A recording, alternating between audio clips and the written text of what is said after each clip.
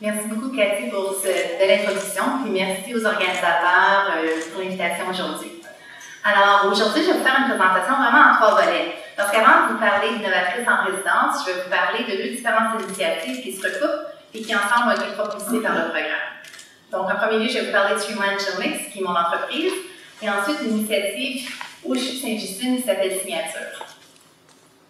Alors, Streamline Genomics, c'est une entreprise que j'ai créée il y a 2 ans, vraiment dans le but d'aider tous les patients à avoir accès à une médecine personnalisée. Alors, moi aussi, je vais prendre mon petit côté académique et on va commencer avec un peu de faits, de statistiques. Environ 40% des gens qui ont le cancer pourraient recevoir un meilleur traitement si leur tumeur était séquencée. Donc, si on décodait l'information génétique dans leur cancer, on pourrait mieux orienter leur traitement. Ça représente 82 000 patients par année au Canada et environ 150 000 patients par année en France qui pourraient bénéficier de la médecine personnalisée. Toutefois, malgré tout ce potentiel, c'est une technologie qui n'est pas vraiment disponible dans la plupart des hôpitaux.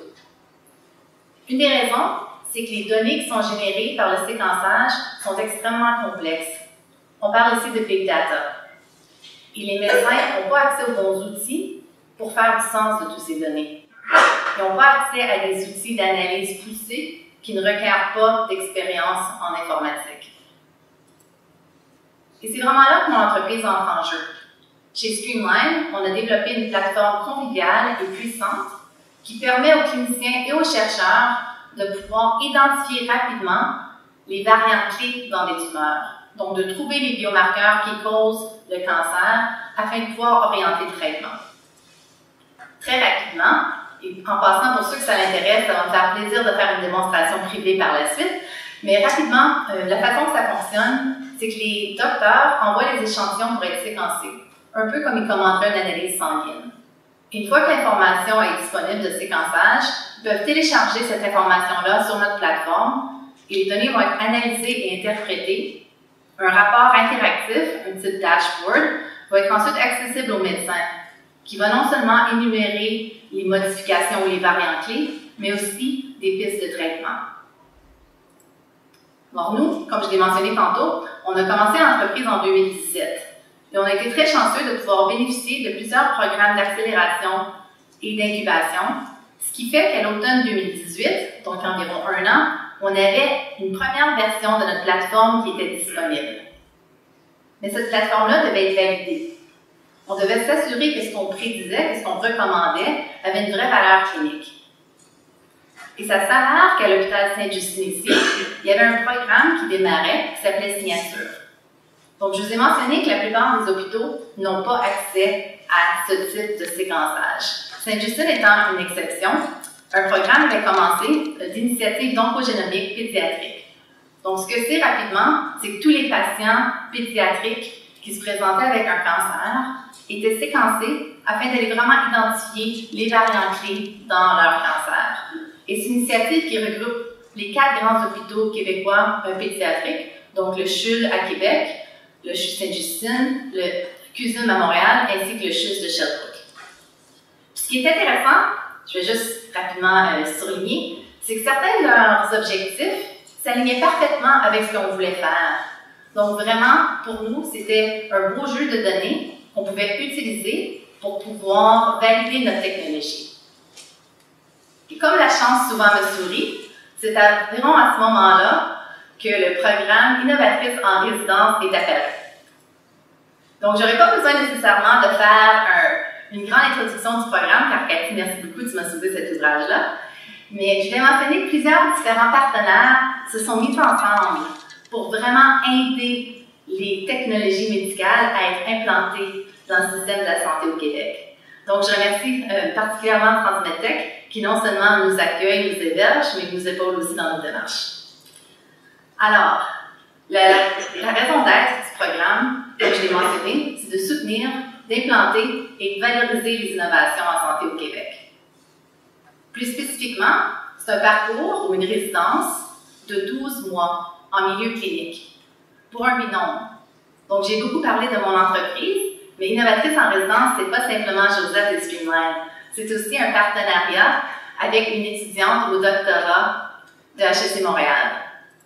Donc, pour l'année 2019, pour cette première année, le projet qui a été sélectionné, c'était un projet combiné de l'entreprise et aussi d'être accompagné par Margot Manan, qui je crois est dans la salle, elle était tantôt, qui nous aide avec non seulement la stratégie, mais aussi de bien pouvoir mieux comprendre la compétition, de mieux pouvoir comprendre l'expérience des utilisateurs.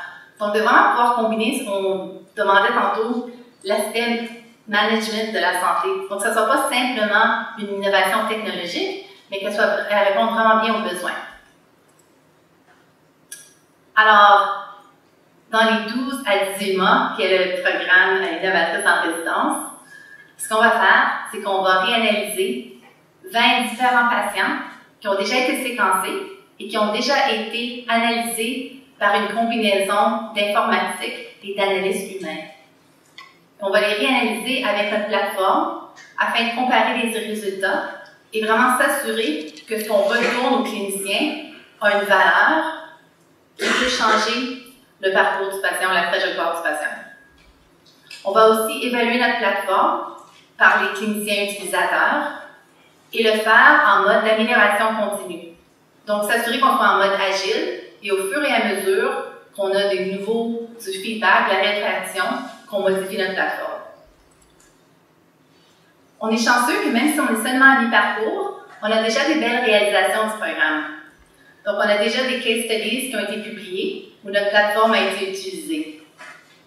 On a aussi eu du rayonnement.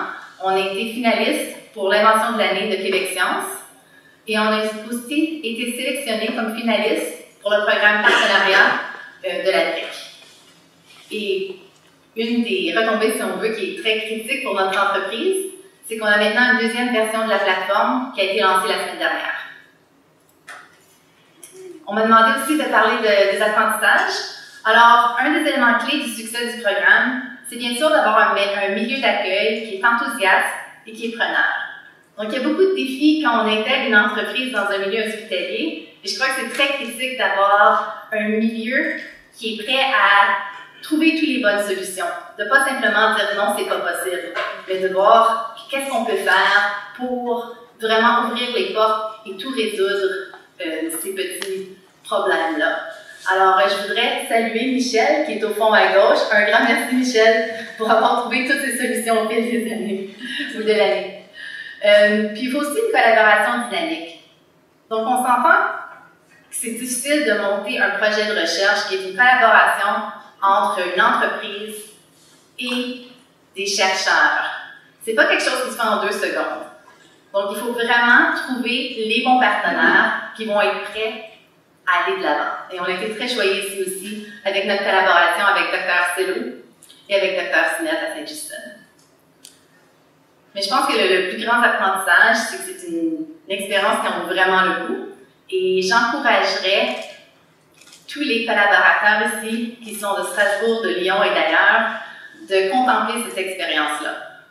Je crois que ça en vaut la peine non seulement pour l'entrepreneur, mais aussi pour le milieu preneur. Alors, je vais finir avec un remerciement à mon équipe qui m'a accompagnée et qui est aussi basée ici à Saint-Justin, à nos incroyables collaborateurs à Saint-Justin et dans d'autres centres hospitaliers, et à tous les partenaires qui nous ont appuyés dans les 2 dernières années. Merci beaucoup.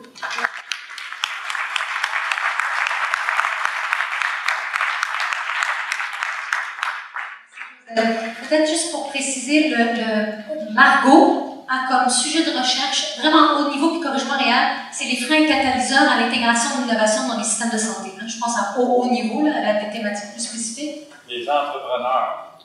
Les entrepreneurs. Donc, en autre mot, elle m'étudie. Elle étudie aussi l'environnement. Margot, est-ce qu'elle est là, Margot? Non, c'est parfait. Donc, avez-vous des questions pour Josette? On va prendre une question. Oui, madame. Oh.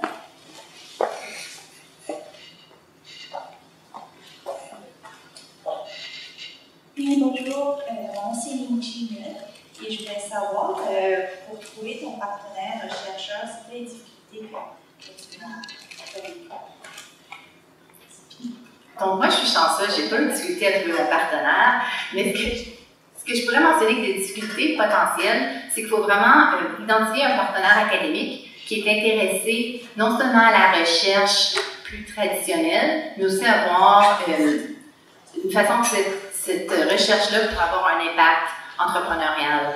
Donc, une grande partie des chercheurs aujourd'hui sont ouverts à l'idée de faire des collaborations de recherche à l'extérieur des murs académiques, mais c'est quelque chose qu'il faut discuter, puis voir la possibilité, par exemple, d'utiliser les données de ce chercheur-là. Dans notre cas, étant donné qu'il nous fallait une approbation du comité d'éthique, il fallait s'assurer que les données qu'on utilisait étaient non seulement des données où est-ce que la recherche était permise, mais que c'était aussi possible de les transmettre à un partenaire industriel. Donc, je pense que la première étape, c'est vraiment d'identifier des partenaires possibles, d'aller cogner à leur porte, d'aller leur parler, puis voir leur ouverture à faire un partenariat de recherche avec eux. Le programme facilite cet aspect-là, mais également l'entrepreneur doit avoir cette initiative-là de trouver. Puis pour toi, ça a été coup de foudre dans le web. Oui. Réal, une question? C'est-à-dire, on a évoqué les questions institutionnelles. Là, je vais parler comme membre du conseil d'administration des fonds de recherche du Québec. L'idée, c'est que les fonds de recherche du Québec sont spécialisés. Les sciences de la vie, les sciences de la santé, de l'ingénierie, les sciences sociales. Il y a aussi des grands projets transversaux. Parmi les grands projets transversaux qui s'intéressent à des problématiques transversales, Innovateurs en résidence s'inscrit dans la logique transversale. L'idée du premier dossier qui est fait avec le couple qu'on vient de mentionner et puis Sainte-Justine, c'est dans le fond pour qu'est-ce qu'on apprend de la manière d'intégrer des entrepreneurs au cœur des plateaux cliniques dans l'institution et comment est-ce qu'à partir de 2-3 expérimentations, on pourra répliquer pour l'ensemble du Québec dans les CHU universitaires pour rapprocher à la fois des entrepreneurs, mais aussi former la relève étudiante, comme des network brokers, des network content qu'on a discuté tout à l'heure. Donc, c'est développer aussi une génération d'étudiants qui vont être capables de travailler dans des écosystèmes d'innovation. L'autre point que je voulais mentionner, c'est on ne peut pas tout prédire là-dedans, mais quand on a introduit l'équipe de Génomics, on s'est posé la question où dans Sainte-Justine, ça va? Et là, qui a levé la main? Carl-Éric, il dit. Carl-Éric, on a de la place à Transmedtech. Donc, on est allé voir des locaux de Transmedtech, c'est des très beaux locaux. Donc, on s'est dit, on va installer les entrepreneurs en résidence dans Transmedtech. Et c'est à ce moment-là qu'il y a beaucoup de problématiques que les innovatrices avaient, que l'équipe de Transmedtech peut soutenir, propriété intellectuelle. En même temps, vous, ça vous permettait à votre monde chez vous d'être en lien avec des vrais entrepreneurs qui posent des questions pratico-pratiques. Donc, en quelque part, il y a aussi des effets secondaires de ça. Comment l'équipe de Transmedtech a à la fois supporté, en même temps, a découvert le monde des entrepreneurs à travers les collègues qui posaient pas mal de questions. Merci. Donc, on a réussi à faire ça parce qu'au Québec, il y avait les assises pour pouvoir faire ce programme-là. Les laboratoires vivants, à travers les différentes institutions, les CHU, avaient l'habitude de travailler avec l'industrie. Hacking Hunt était là comme catalyseur. On avait une école de gestion qui était intéressée à générer des connaissances et les transférer vers la pratique autour de la gestion. Donc, on a réussi à équiper des entrepreneurs et des étudiants exceptionnels, mais on a réussi à monter ce programme-là, parce qu'au Québec, on avait des assises pour pouvoir le faire. Donc, Josette, bravo pour tout le travail. Donc, on l'applaudit.